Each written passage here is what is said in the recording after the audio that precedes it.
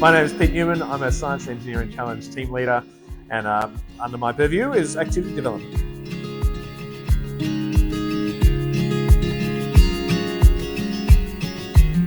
Deadly Science was definitely, they pitched us the idea of fish trap simulation activity.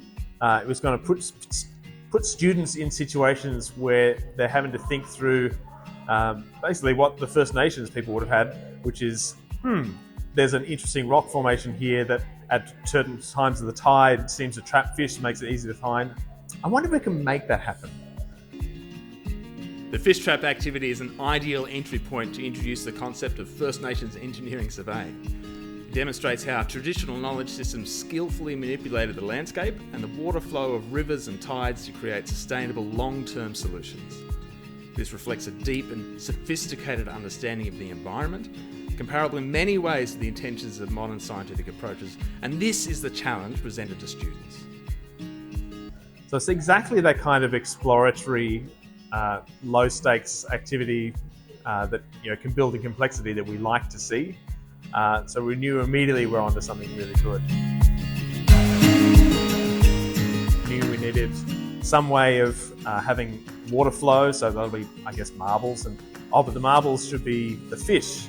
And I guess we have different sizes of fish, and you want to filter out some but not others, and we're going to have sustainability in there. So immediately it started the cogs turning. There's fish traps all over the country. Some were permanent structures, as they told us over time. Some were like seasonal. So I guess we really wanted to capture the essence of more general First Nations engineering experience. And we knew also they're wanting to run this at their activities as well, so that they do lots of outreach to small Indigenous communities all over the country. So whatever we came up with in terms of travel solutions would have to be available for them as well. So yeah, we absolutely wanted this to be a collaboration, and that's how it turned out, which is amazing. My name's Vince. I'm a Dunghutti man from a small community west of Kempsey called Bellbrook, working with Deadly Science. Cool. I'm Jimmy Kingston, and I live on Guringai, Warramia country, and I'm the Senior Education Manager. We go out to schools across Australia and we do First Nations science, First Nations technology, engineering and maths, combining them with current and science topics for First Nation students, as well as other students that may be interested in joining our sessions as well. When I joined Deadly Science last year, fish traps was well into its kind of creativity between University of Newcastle and Deadly Science. I came on board probably towards the end of it, the completion of the activity, the board, the fish trap. Yeah, we did have fish traps in our communities, and there are fish traps along the coast using a tidal system.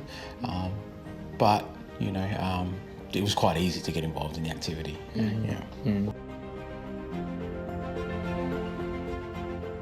The biggest word is empowering. It's empowering for our young First Nation students to see what they can be. And too often we see lots of our First Nation stars are being sports stars and so forth, but they don't get to see some of those really empowering people like David Unipong, who's on the $50 note. They don't know about him, and to bring that to light to First Nation students in schools across Australia, where they can see that there is this other aspect to our culture, using what we have done in the past that they can use presently, is empowering for me to be able to be a presenter and educator in that sense.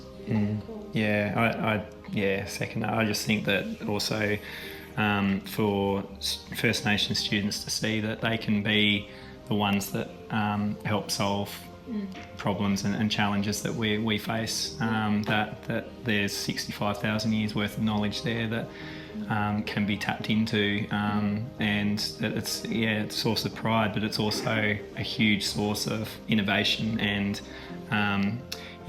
solutions around how we can live more sustainably. How do we roll these out so that some of those smaller communities, those communities who may not have get the experience to travel to a regional area or big area to attend a science fair or to attend a science engineering challenge, or for us to get to, how do we make sure that those smaller communities get to experience this amazing activity, because it is amazing, and it is one of the best activities that you can use in your educational journey with your students.